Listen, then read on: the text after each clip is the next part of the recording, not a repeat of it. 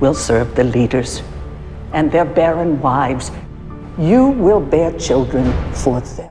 Ever since The Handmaid's Tale made its debut in 2017, this dystopian horror has been the talk of the town for its iconic depiction of a militarized theocratic world where women's rights have become a joke and the entire society exists under a towering patriarchal boot. In its fictional representation of a modified America known as Gilead, the show explores a gut-punching world where women's reproductive rights are fully controlled to the point that they're earmarked like animals and brutally trained to fulfill their roles as vessels for reproduction in order to solve the global infertility crisis through the indoctrination of a duty to God, particularly the ideas stemming from Genesis and the story of Rachel and Jacob, where the role of women in birthing children is elevated to the highest moral duty, backed by an oppressive theocratic framework. What makes The Handmaid's Tale really stand out is how it uses the narrative of Gilead to comment on the erosion of autonomy, particularly through its brutal and calculated system of oppression. Women, specifically the handmaids,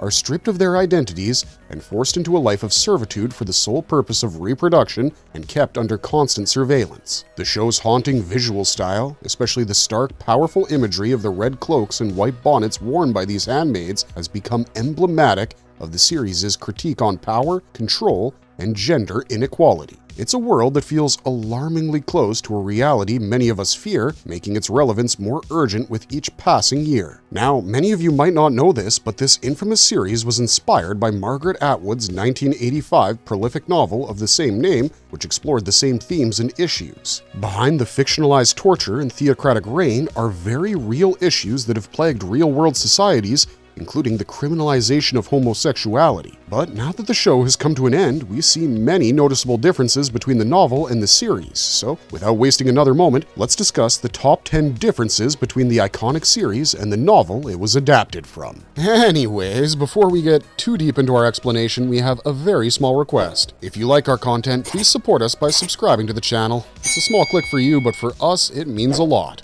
Thank you. Let's begin. The truth is we're watching each other. She's my spy.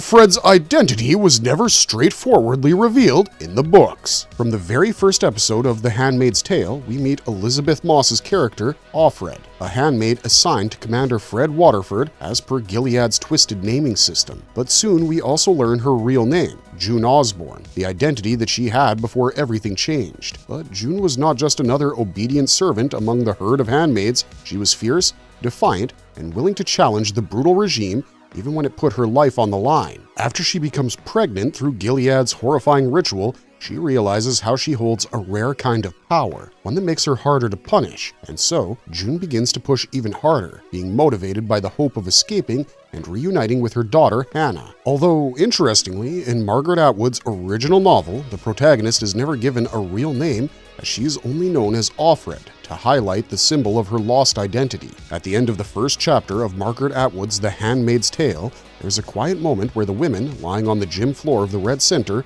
whisper names to each other: Alma, Janine, Dolores, Moira, and June. Throughout the rest of the novel, all those names are mentioned again, except for June. That small detail went on to spark a long-running theory among readers that maybe Fred's real name was June. Now, this wasn't something Atwood originally intended, but she liked the idea and chose to embrace it. This theory eventually shaped the TV adaptation, where showrunner Bruce Miller gave the character the name June Osborne after researching the novel. Interestingly, while the show's June is bold and rebellious, the Fred we meet in the book is much more cautious, as she's overrun by a constant sense of fear and uncertainty and is far more passive in the face of Gilead's horrors. The new one. I'm Commander Waterford. May God make me truly worthy. The Waterford's status and age were a lot different in the books. Initially, Serena Joy Waterford and Fred Waterford were the main villains of The Handmaid's Tale. Before they were incarcerated, the Waterfords were at the forefront of Gilead's creation, where they worked together to harness the support of a theocracy that aimed to repopulate America and instill traditional Christian values back into the world, which they believed had become corrupt. In the series, Fred was a man in his 40s who was high in the ranks of the commanders, and Serena was in her 30s and was supposedly infertile. But the novel paints a very different picture of Fred and Serena compared to the TV show. In the book, Fred is described as an older man with gray hair, someone who specifically looks more like a Midwestern bank president than a powerful man. However, his exact role in Gilead's hierarchy isn't really clear in the book, as there's no mention of his role as commander. Meanwhile, Serena is portrayed as a relatively older, bitter woman who walks with a cane. Margaret Atwood's Offred even imagines that Serena dyes her blonde hair just to hide the grays. But the one major detail that carries over into the show is Serena's presumed infertility, which is central to her character, hence her need for a handmaid. It drives much of her internal conflict and motivation. For the series, though, the creators chose to make the main characters roughly closer in age in order to add more intensity to their relationships. This creative choice certainly added a sharper edge to the characters and the equation they all shared, especially the tension between Serena and June, rooted in their contrasting fertility and the power struggles it creates.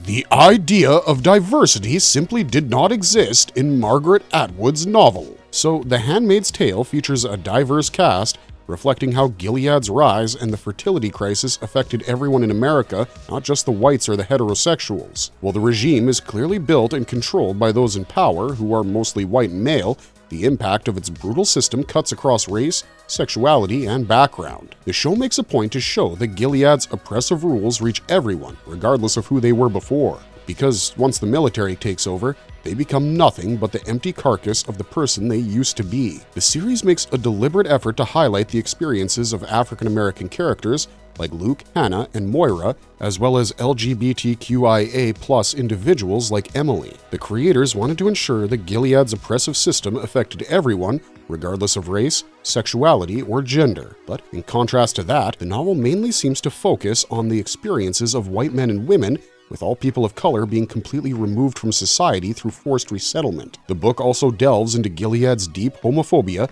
where characters like Emily are persecuted for their sexual orientation. The show, however, expands on these themes, making sure to include a broader range of perspectives and struggles. What about all your plans? Let's try like today. Nick's characterization in the book is rather vague. As you know, Nick Blaine is portrayed as a more reserved and mysterious character in The Handmaid's Tale. After losing his job, he ends up joining the Sons of Jacob, which eventually pulls him deeper into the world of Gilead. He works as a driver for the commanders and becomes involved with the Eyes, using his position to secretly gather information that both helps and complicates the lives of those in Gilead. Nick's role becomes even more significant when he and June develop a relationship and she becomes pregnant with his daughter, thus making him a pivotal character in the unfolding story. Although it was Serena who orchestrated the whole arrangement to ensure that the whole situation stayed within her control and she got to keep the baby, she was unaware that June and Nick were already involved. Through the course of the show, we see how Nick does everything he can to support June while carefully maintaining his position within Gilead and even rising in rank. Now, in the novel, Nick remains a very enigmatic character who keeps his emotions, past, and true intentions hidden from the very beginning. In fact, his depiction is so confusing that by the end of the book, readers are left uncertain about whether Nick is actually part of the Eyes or secretly working with Mayday. This ambiguity remains unresolved even when June is taken away by the Guardians, leaving his true loyalties up in the air.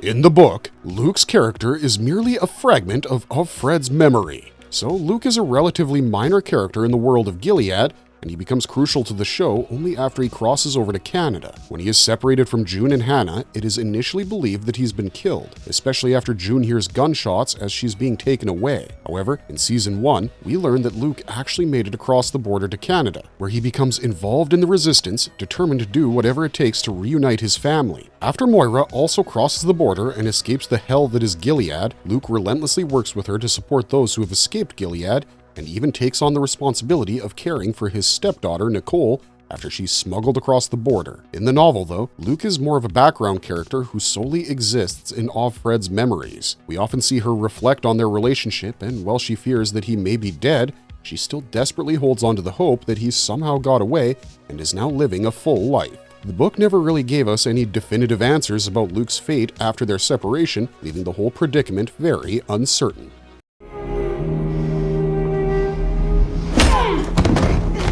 Aunt Lydia is not a very important character in the novel. So in the show, Aunt Lydia turns out to be a very important character in Gilead, as she is tasked with overseeing the handmaids and making sure that they stay obedient and learn subordination for the approval of God. She's at the heart of many important events, whether it is during births or salvagings, and also appears when June faces punishment for defying the rules. In fact, she's the one who schools most of the handmaids we see on screen, that too in the most horrifying possible manner.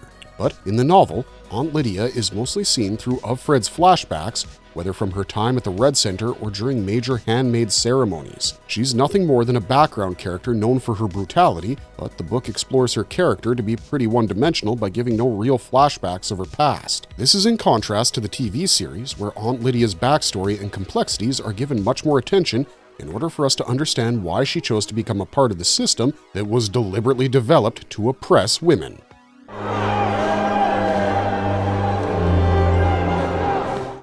June's character in the book isn't very likable. This is maybe the first time ever we've seen the majority of book readers, including some of us, that like the series more than the original novel. And to be honest, the show really has so much more heart. TV June had layers to her character. You see her going from having a seemingly perfect life to everything being taken away. Initially, June seems to be a meek handmaid whose only motivation is survival, but eventually she decides to fight back against the oppression she was forced under. Even if June could never get out of Gilead, she saved many Marthas and handmaids from the horror they were caged in. But compared to that, Margaret Atwood's June feels much colder as a character. We think the book's depiction of June comes off as more street smart, but also kind of brainwashed, despite her own awareness of it. She's not exactly a reliable narrator, and it's not just because the afterword suggests the book is more like a reflection on her time as a handmaid, written after everything happened. June's own perspective is shaped by the system she's trapped in, so she doesn't always see things clearly or truthfully. Moreover, in the book, June doesn't like Serena much, and this is clearly shown through June's snarky thoughts about her. She's unlikely to truly be as old as June thinks Serena is, even if she has the need for a cane in the book. But then, Atwood's Serena also didn't put a lot of effort to show much humanity to June, as compared to the show,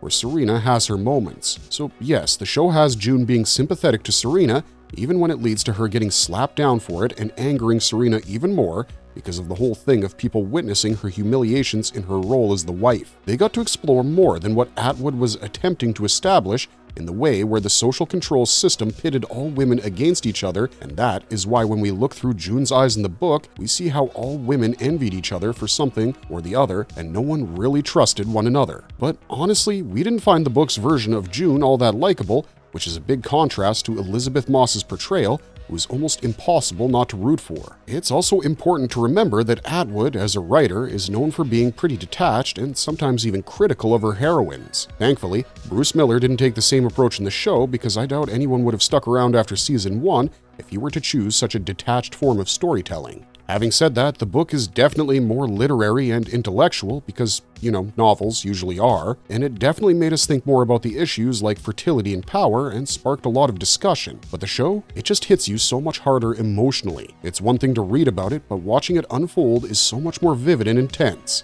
Honestly, we're comparing apples to oranges here.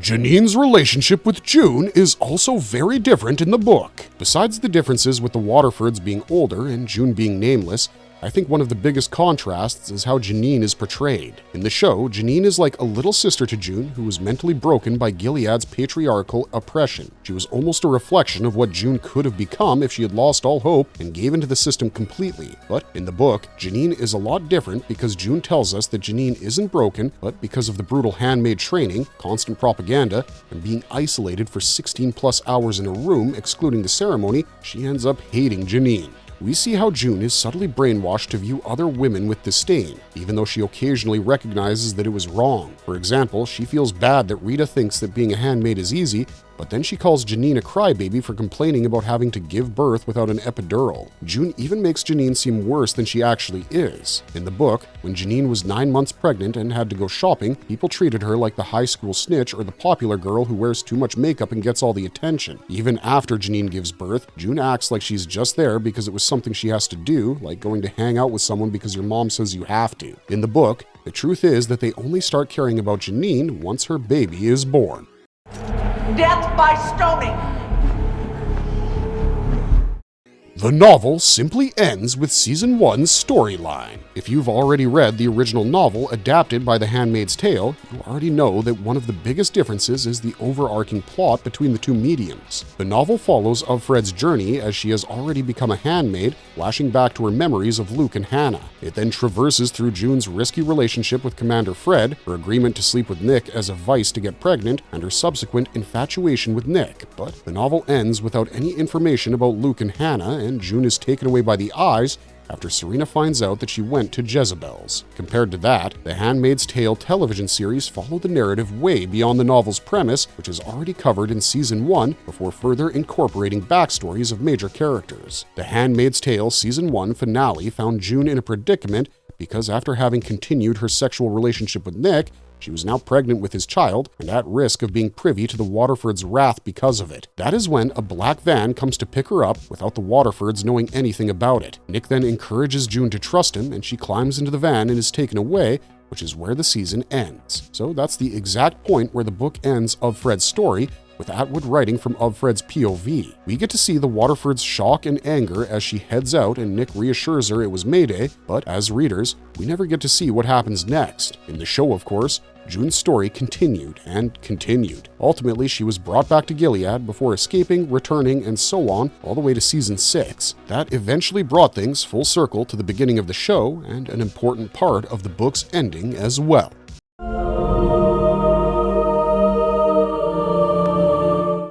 The show left out a part of the book's ending. So June's story in the show in Season 6 ends with her back at the Waterfords' house, which has been severely damaged in the fighting, but remains standing, right down to the wardrobe with Nolite te bastardis carborundorum scrawled on it. This particular scene did not just take her back to where it all started, but it also had very specific callbacks to both the pilot episode and the book too, as June begins her chair, a table, a lamp speech. If you remember, that was something June said in the very first episode and second scene of the show, with Elizabeth Moss syncing her new dialogue up with the audio from there. But it comes directly from the book's second chapter. Although an even more direct connection is June deciding to record her story, and that was something Fred did in the book as well. Even if the tapes were found much later, this scene is the series' nod towards it from a rather emotional connection between the book and the show. Now, having said that, the end of June's story in The Handmaid's Tale isn't actually the end of the book, as Atwood adds in the historical notes section, which is set hundreds of years later in 2195. It covers the 12th Symposium on Gileadian Studies, and more specifically,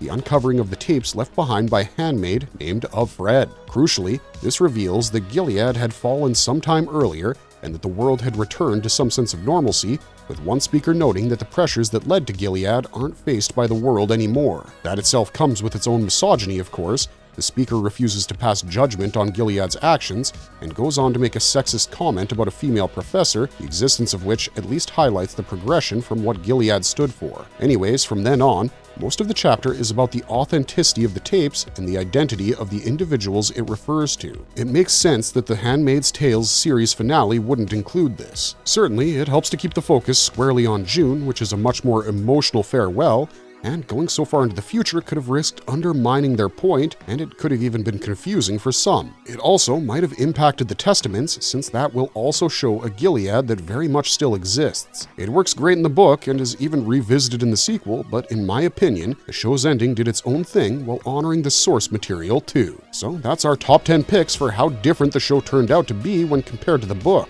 Now tell us, are you team book or team show? And what do you think the Testaments would show us in Gilead? Will June finally reunite with her daughter? Let us know your thoughts and theories in the comments section down below. As always, if you enjoyed our content, don't forget to leave a like and subscribe to the channel. And as always, thanks for watching, stay safe out there, and have a marvelous day.